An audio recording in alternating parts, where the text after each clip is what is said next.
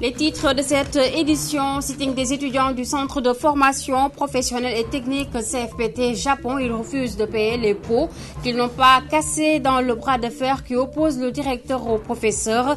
La reprise des cours sans délai est exigée. Mouvement d'humeur des ouvriers et journaliers des ICS, ils réclament le paiement des salaires et exigent de meilleures conditions de travail. Ces agents en appellent à l'arbitrage du chef de l'État pour l'amélioration de leur situation. Plus de promesses sur la Casamance. Les étudiants casamançais de l'UCAD se montrent sceptiques. Ils doutent de la sincérité du chef de l'État et attendent de le voir à l'œuvre.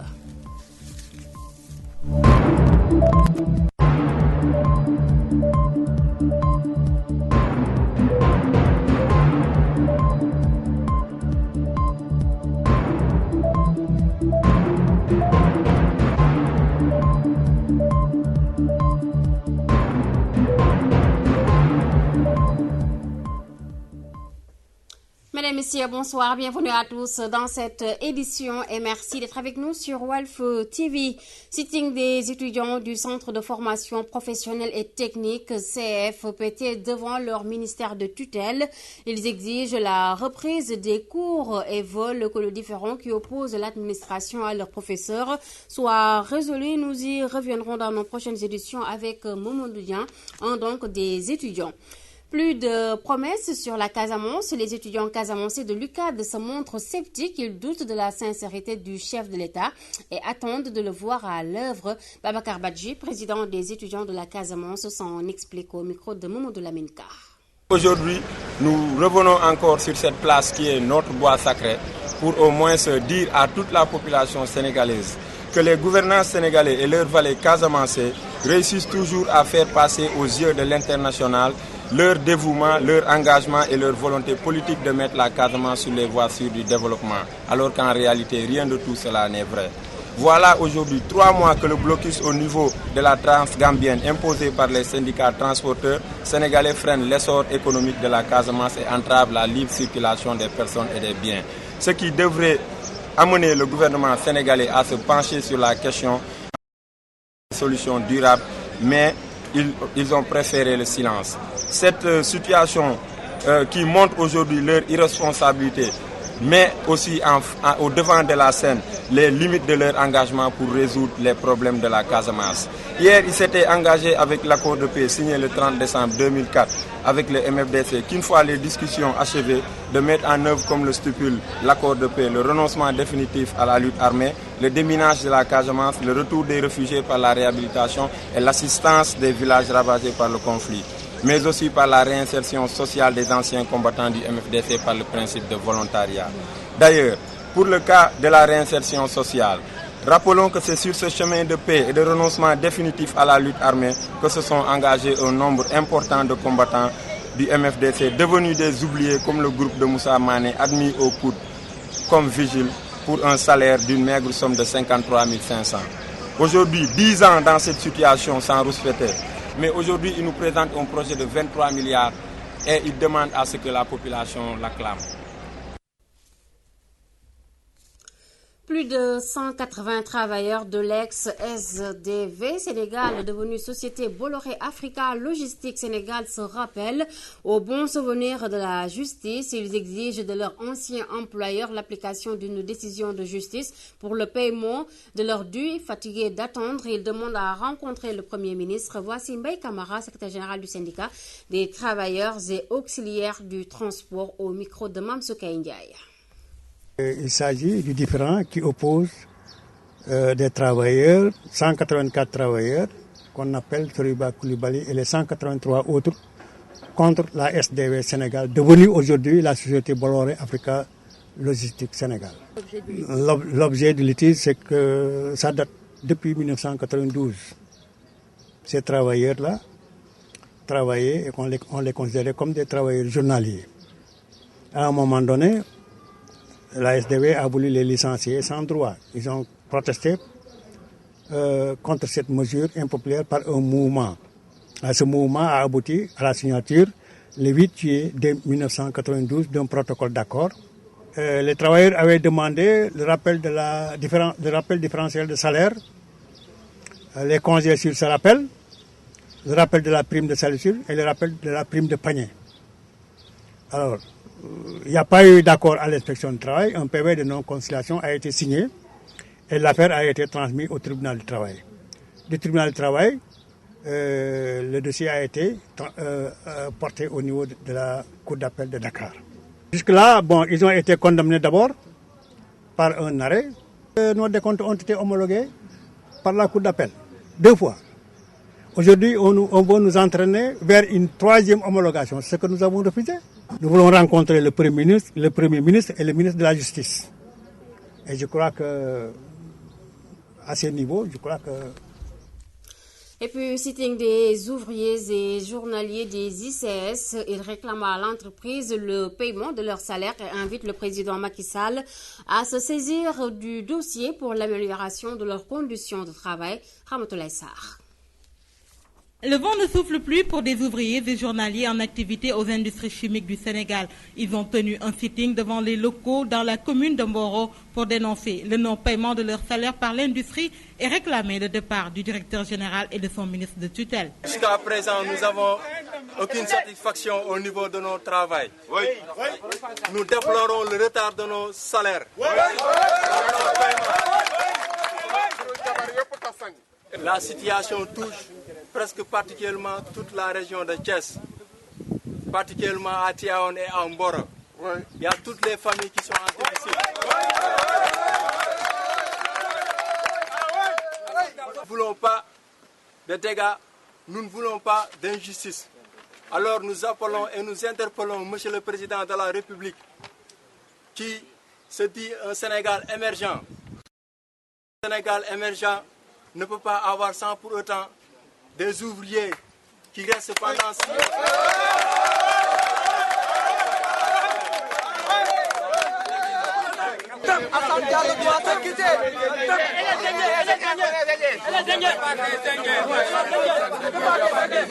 Ces ouvriers et autres journaliers invitent le président Macky Sall à jeter un coup d'œil sur ce qui se passe dans l'entreprise et leur situation. Ce n'est pas nouveau chez nous. Donc, on le répète une bonne fois pour toutes. Nous voulons une solution durable et nous comptons sur le soutien du président de la République. Ces ouvriers ne sont pas prêts à reprendre le travail, disent-ils, si rien n'est fait par rapport à leur situation. Ramatoulaye Sarr, Radio-Télévision Walfadjri. Merci Ramatoulaye Sarr, direction Kahone, et c'est pour parler de la mort de Alioune Badara Diaba. Il a été poignardé par l'ex-mari de sa sœur. Le présumé meurtrier Ibrahima Diallo aurait pris le frère de son ex-épouse pour son amant. Ce drame familial et conjugal endeuille Kahone, nous dit Mamadou Makhtar Sarr dans cette correspondance. Drame à Kanda Amadi Diakho, un quartier de la commune de Kahone dans la région de Kaolack. Un homme répondant au nom de Alioune Badara Diaba, âgé d'une vingtaine d'années, a été froidement assassiné à coups de couteau par le nommé Ibrahima Diallo, l'ex-mari de sa sœur aînée Aïcha Diaba. Les faits ont eu lieu aux environs de 0 heure. Aïcha revient sur les circonstances de la mort de son frère cadet. Aïcha.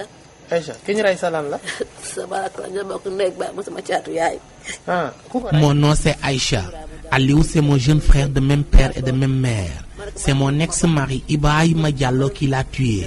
Il lui a administré plusieurs coups de couteau. Ibrahima et moi nous avons divorcé depuis plus d'1 an. Mais il n'arrête pas de m'harceler. À chaque fois, il vient ici dans notre maison pour créer des problèmes. Cette nuit, quand il est venu, il m'a trouvé en compagnie de mon jeune frère cadet qui avait quitté Ziguinchor dans la matinée pour venir nous rendre visite, ma mère et moi. Croyant que Alioune Badara Diaba c'est mon amant, Ibrahima a essayé de me frapper. Mon frère s'est interposé. C'est à partir de là que mon ex-mari s'est jeté sur lui en lui administrant plusieurs coups de couteau. Et mon frère a rendu l'âme sur le coup.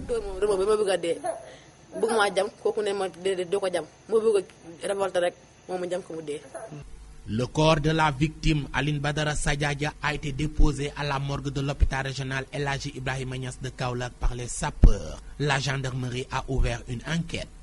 Kaolack, Mamadou Makhtar Sarr pour la radio-télévision Walfadjri.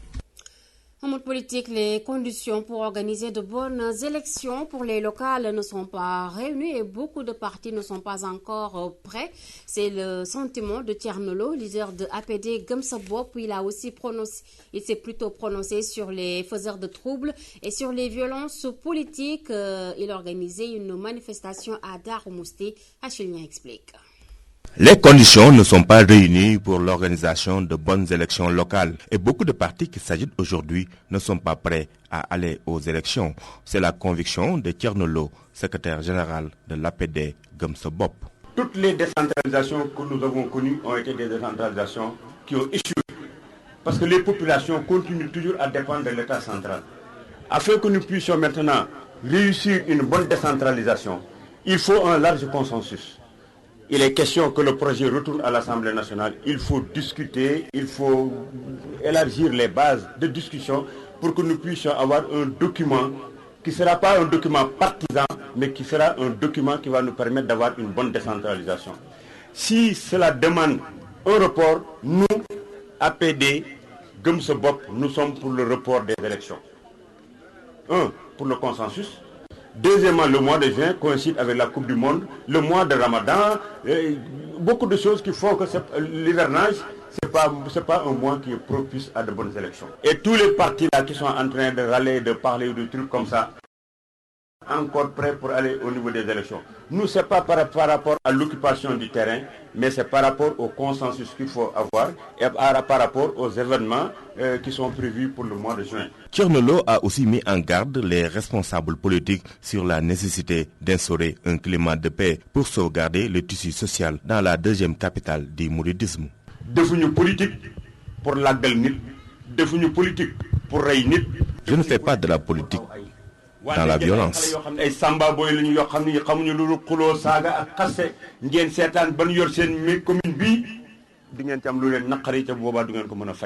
Sur ces alliances, Thierno Lo définit les conditions et les préalables pour aller en coalition.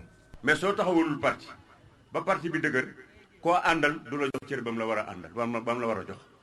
Si tu vas avec une coalition sans te mesurer, personne ne saura ce que tu représentes. A rappelé que Thierno Lo, leader de l'APD Gëm Sa Bopp, organisait une mobilisation à Darou Mousty, son fief. Louga, Achilien, Radio-Télévision Walfadjri. Les libéraux de Touba, en meeting à Touba Fall, soutiennent qu'ils s'opposeront de toute leur force à un éventuel report des élections locales. Pour Macky Sall, conscient de sa défaite prochaine, cherche à manœuvrer pour se remettre en scène, une manœuvre indélicate selon les partisans d'Abdoulaye Wade qui considèrent que Macky Sall a toujours combattu toute idée de report du temps où il était dans l'opposition. Ces libéraux étaient en meeting à Touba Fall, Léopold Tamba. Le président Macky Sall, les Sénégalais l'ont élu démocratiquement. Mais une fois au pouvoir, il a foulé aux pieds ses principes démocratiques. Ces banderies verbales à l'encontre du président de l'APR, également premier magistrat du pays, sont de Serigne Cheikh Bara Dolly, responsable libéral dans le département de Mbacké. Pour le non moins membre du comité directeur du PDS, son parti n'assistera jamais à un second report des élections locales sans user de toutes les voies de recours possibles, quitte à saisir la CEDEAO, martèle Serigne Cheikh Bara Dolly.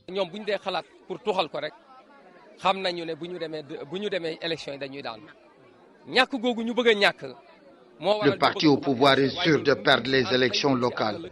Voilà pourquoi il ourdit un second report. Mais nous ne serons jamais d'accord. Nous nous battrons jusqu'au bout, quitte à porter plainte au niveau de la CEDEAO. Il est temps nañ dem élection ndax ñoom liñ doon kaas ay jamono waruñu ñëw jël pouvoir bi bëgg a continuer ñoom di def lu yées loola ndax élection bi tuxal nañu ko duñu d'accordaat ñu tuxalaat. Le marabout politique qui présidait un meeting dans la communauté rurale de Touba Fall a rappelé aux populations qu'elles doivent une fière chandelle à Abdoulaye Wade, contrairement à son successeur. Tout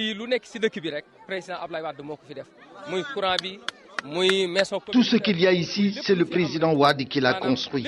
La maison communautaire, bref, tout, je dis tout avec un grand T. Donc quand nous reviendrons au pouvoir, nous résoudrons les problèmes les plus cruciaux de cette localité.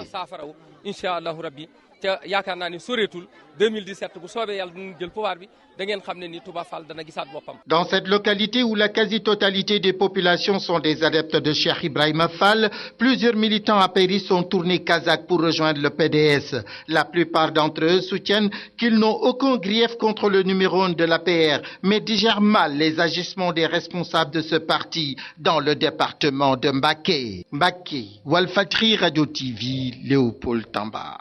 Merci Léopold Tamba. Exploitation sous prétexte d'éducation, une question au centre du rapport de Human Rights Watch présenté à la plateforme pour la protection des droits humains. Plus de 30 000 enfants mendiants dénombrés à Dakar. Les défenseurs des droits humains indexent l'État.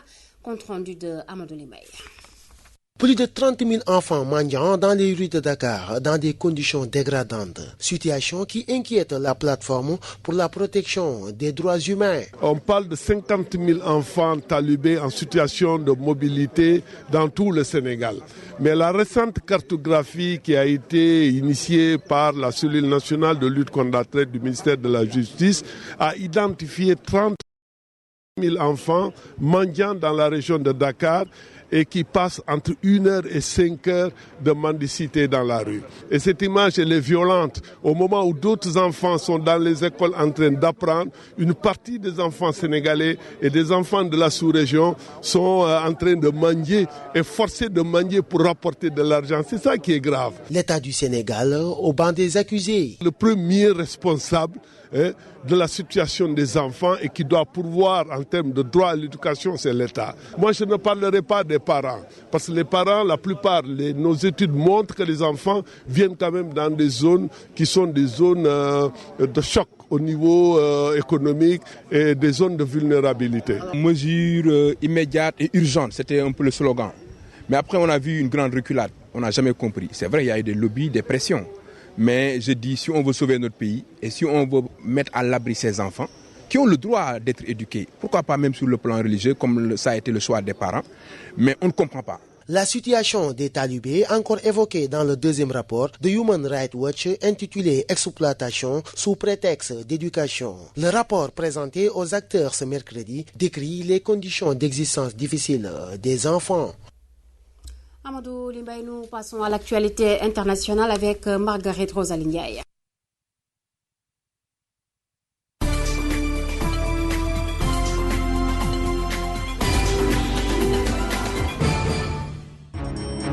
Le nouveau coup de théâtre des milices pro-russes en Crimée. Ce mercredi matin, près de 200 hommes ont envahi le siège de la marine ukrainienne à Sébastopol. Un face-à-face tendu, des pourparlers, puis une entrée fracassante dans la base militaire. Aucun coup de feu n'a été tiré. Aujourd'hui, les autorités de Crimée disent détenir le tireur présumé lors d'une opération similaire qui a fait 2 morts, un militaire ukrainien et un milicien. Les dirigeants européens vont se réunir jeudi et vendredi. Ils vont chercher à s'entendre sur une riposte crédible après le rattachement de la Crimée à la Russie, mais sans aller jusqu'à des sanctions économiques qui porteraient aussi atteinte à leurs intérêts. Rester unis est la priorité affichée des 28 avant cette seconde réunion au sommet consacré à la crise ukrainienne en 2 semaines. En Turquie, un homme a abattu 6 de ses anciens collègues avant de se donner la mort. L'incendie s'est produit dans les locaux de l'Institut turc de statistique à Kars, dans l'est du pays. L'auteur du coup de feu est un ancien employé de cette agence gouvernementale. Il a d'abord pris en otage ses ex-collègues, y compris le directeur, puis a commencé à tirer sans discernement avant de retourner l'arme contre lui. L'incendie a provoqué la panique dans le centre de Kars. Enfin, l'enquête sur la disparition du vol de la Malaysia Airlines se concentre maintenant sur le pilote et le copilote dont les domiciles ont été perquisitionnés par les autorités malaisiennes. Si pour le moment aucun élément n'a permis d'accréditer la thèse de l'implication des pilotes dans un sabotage, les personnalités du commandant de bord et de son officier pilote de ligne reste un élément clé de l'enquête. L'hypothèse de la vengeance n'est pas écartée. Le commandant est un militant de l'opposition politique malaisienne et la presse locale lui prête un lointain lien de parenté avec la belle-fille du leader de l'opposition. Ces informations ont fait naître un soupçon jugé infamant par son entourage, selon lequel le pilote aurait pu se venger de la condamnation d'Anwer pour sodomie dans un procès qu'il dénonce comme une cabale politique.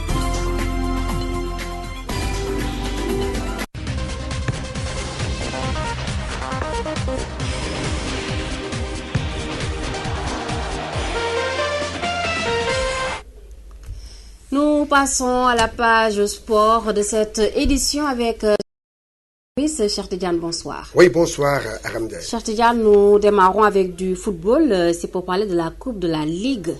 Et de grands clubs sont donc tombés cet après-midi. Oui, effectivement. Il fallait s'y attendre dans ces 16e de finale qui se sont joués aujourd'hui, car il y avait que des chocs. Et sachez que le Touré Kunda gagne le derby de la Petite Côte en battant le Stade de Mbour sur le score de 1-0. Donc le Stade de Mbour est éliminé. Djambar qui élimine la Linguère de Saint-Louis sur le score de 3-2. Et le Duc qui élimine Etix 2-1. GFC, club de Ligue 2, qui a battu le port autonome de Dakar 4 tirs au but à 2, temps réglementaire 0-0. Donc le port qui est lui 4e au classement de la Ligue 1 est éliminé de la compétition. Et le Dara qui élimine l'AS Douane, l'une des équipes les plus titrées ici au Sénégal, a été éliminé par le Dara 2-0. Assure qui élimine aussi le Cneps de Thiès 5 tirs au but à 2, temps réglementaire, 1 but partout. Et la Sunor de Diourbel, le Jaraaf de Dakar, aussi éliminé. Oui, éliminé. Le Jaraaf est éliminé par Sunor 2-1. Et maintenant, pour ce qui est de la suite de ces 16e de finale dès demain, au stade Demba Diop, à 16h, Dakar Sacré-Cœur va jouer contre l'équipe du Casa Sport, un match important pour les deux équipes. Et à 18h, c'est Niary Tally qui reçoit le Ndiambour de Louga. Et pour ce qui est au stade de Ngor, l'Olympique Nord, ça c'est le derby des Lébou. Demain, c'est le derby des Lébou. On aura Olympique d'Angor et l'Union sportive de Ouakam. Et à Yoff, l'équipe de Yoff va recevoir l'équipe de Yego. Et à Saint-Louis, ce sera le match entre Ndarguet et Kaoural de Veli Ngara. Et voilà, donc je pense qu'aujourd'hui, nous allons vivre une semaine intense avec des matchs importants et des matchs palpitants pour ce qui est de cette Coupe de la Ligue. Donc demain, ce qui nous attend. Mais sachez, l'information de taille est que le derby de la Petite Côte a été remporté par le Touré Kunda en battant donc le Stade de Mbour 1-0. Et le Jaraaf de Dakar qui est éliminé par la Sunor de Diourbel, c'était à Mbour. Pour terminer, nous parlons de judo à Ndioum. Oui, judo à Ndioum, et on va parler de formation. Formation pour ce qui est vraiment de judo, car 80 jeunes ont subi une formation de judo pendant vraiment une semaine. Et donc, il y a eu la participation des entraîneurs et aussi des techniciens français qui en matière de judo. Et je vous propose à ce propos d'écouter Siré Thiam. Lui, c'est le fondateur de club judo de Ndioum. Il est au micro de Aboukan. À travers vous, je peux m'adresser aux familles, aux enfants, aux corps enseignants, aux élus, aux populations, pour dire que de soutenir davantage cette discipline, qui est une discipline quand même extrêmement importante, qui a un impact très fort sur l'éducation de l'enfant. Ces enfants sont envoyés par les écoles, par le corps enseignant qui envoie ici, qui ont envoyé 80 enfants, que nous sommes formés depuis 1 an. Dans 10 ans, nous allons avoir des champions nationaux, des champions sénégalais. Ici, à Ndioum, on a de Ndioum, pourquoi pas, parce que les choses à Dakar, il faut décloisonner, il faut casser ces... C'est ça que je suis enfant depuis 10 ans, je suis enfant. Maintenant, je suis rentré définitivement à Ndioum pour m'installer avec ma famille pour montrer qu'il est possible de faire des choses, qu'il est possible de faire bouger les gens. Je montre à la fédération, je montre à la fédération de Saint-Louis, je montre aussi aux élus, mais aussi aux décideurs, et aussi au ministère de la Jeunesse et des Sports, pour leur dire de soutenir ce genre d'initiative. C'est une initiative citoyenne et qui, cette salle-là a été prêtée par les handicapés. Il faut effectivement que nous allons trouver des moyens, on va le faire, on va trouver dans les moyens, on va faire un montage financier, s'adresser à nos amis français. C'est qu'on est là aussi pour détecter, pour permettre la détection et à un niveau. La préparation, elle est très importante. Je pense que nous pouvons effectivement remercier tous les bénévoles. Les pouvoirs publics doivent être là pour tout le monde, pas seulement pour Dakar ou Saint-Louis. On n'a pas le choix de se mobiliser. Les pouvoirs publics n'ont pas d'autre voie que de saluer ces gens et de nous accompagner. On va s'organiser pour qu'effectivement nous puissions avoir un vrai dojo, construire ces gens-là, ces enfants. On n'a pas. Voilà, Aram Ndiaye, c'est tout pour le sport. Je pense que vous avez été bien servi. Bien servi, cher Tidiane, merci. Et il faut rappeler également aux auditeurs que vous êtes sur Walf FM. Oui, effectivement, sur Walf FM, c'était pour faire vivre ces 16e de finale. Oui, voilà. Donc, c'est bon. Merci, cher Tidiane. On vous retrouve demain, Inch'Allah, sur ce plateau. Nous passons à la revue de la presse africaine. Ce soir, à la une de cette presse, le Mali, le président entreprend son premier déplacement à l'intérieur du pays en voyage avec des enjeux multiples, nous dit Gorgui Samba Ndiaye.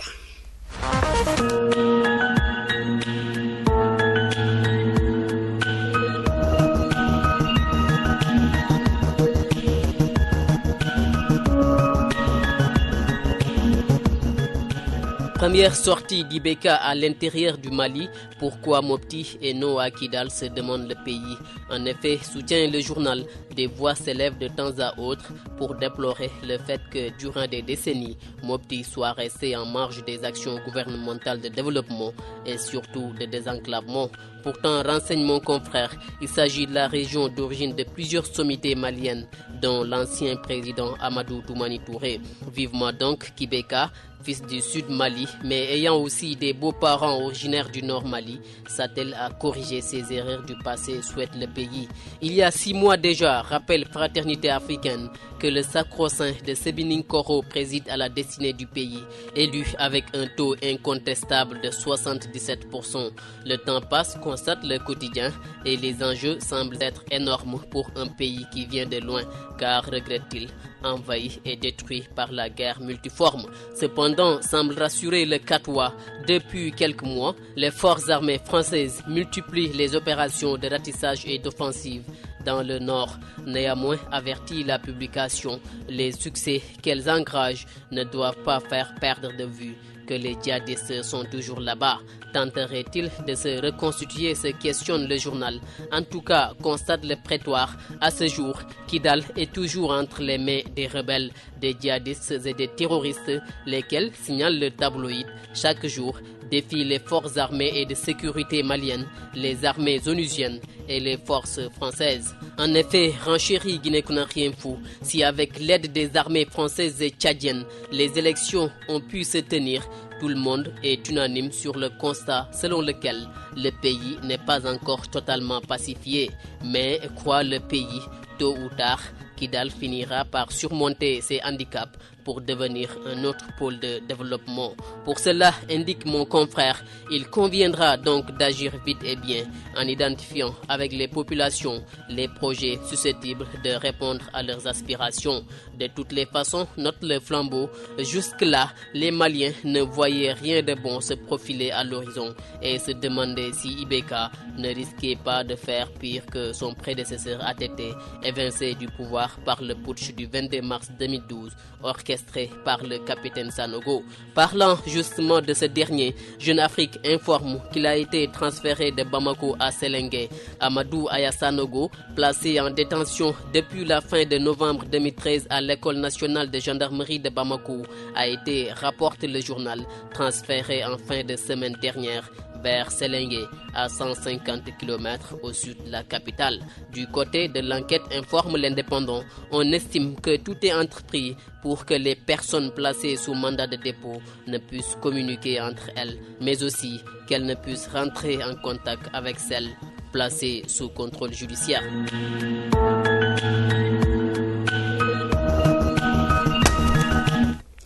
Merci Gorgui Sambondiaï pour cette revue de la presse africaine. Voilà, c'est fini pour cette édition au nom des équipes techniques et de la réalisation. Merci de votre attention et bonne suite des programmes. Au revoir.